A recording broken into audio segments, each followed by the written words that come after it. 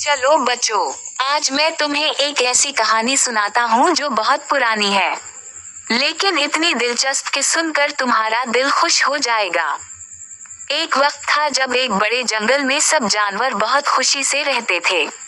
मगर इस जंगल के किनारे पर एक बड़ी जादुई हवेली थी, जिसके बारे में सब कहते थे, इसमें भूत हैं, परियां हैं, दरख्त बातें करते हैं और सोफा नाचता है। राजा हाथी ने ऐलान किया, जो भी जाकर मालूम करे कि इस हवेली में क्या राज है, इसे मैं इनाम दूंगा, 100 आम और एक जादुई झूला। ये सुनकर सब जानवर डर गए, मगर एक जानवर था जो बिल्कुल नहीं डरा। वो था टप्पू बंदर। टप्पू बोला, अरे भाई, मैं जाकर देखता हूँ। भूत वूत कुछ नहीं होता। अगर भूत निकला तो मैं उसे भी हनसा हनसा कर भगा दूंगा। हवेली की तरफ सफर। टप्पू अपने दोस्त खरगोश, तोता और बिल्ली को लेकर निकल पड़ा। रास्ते में तोते ने कहा, टप्पू, तुमने कभी भूत देखा है? टप्पू बोला, नहीं, लेकिन भूत ने मुझे जरूर देखा होगा, क्योंकि मैं बहुत मशहूर हूँ। जादुई हवेली में दाखिला। जब वो हवेली पहुँचे तो दरवाजा खुद ब खुद खुल गया।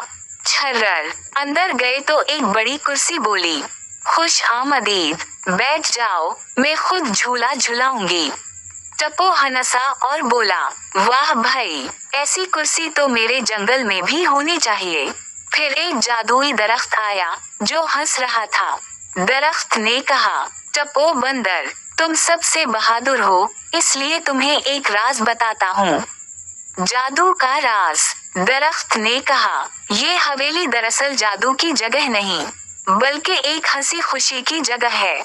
जो भी यहाँ आकर डरेगा, उसके सामने भूत आएंगे, और जो हंसेगा, उसके सामने दोस्त आएंगे। टप्पू ने जोर से कहा लगाया, हा हा हा।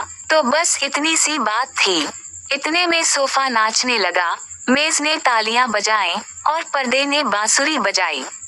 सब हंस हंस कर लौटपोट हो गए। वापसी। टप्पू बंदर राजा के पास वापस गया और बोला, राजा साहब, भूत तो कुछ नहीं होते, बस डर होता है। जो हंसे वो जीते। राजा हाथी ने टप्पू को इनाम दिया, ये लो 100 आम और एक जादुई झूला। टप्पू बंदर ने कहा, अब मैं हर दिन इस झूले में बैठूंगा और सब बच्चों को हंसाऊंगा। कहानी का सबक, डरो मत, जिंदगी को हंसी खुशी गुजारो। हंसी सबसे बड़ी जादू है।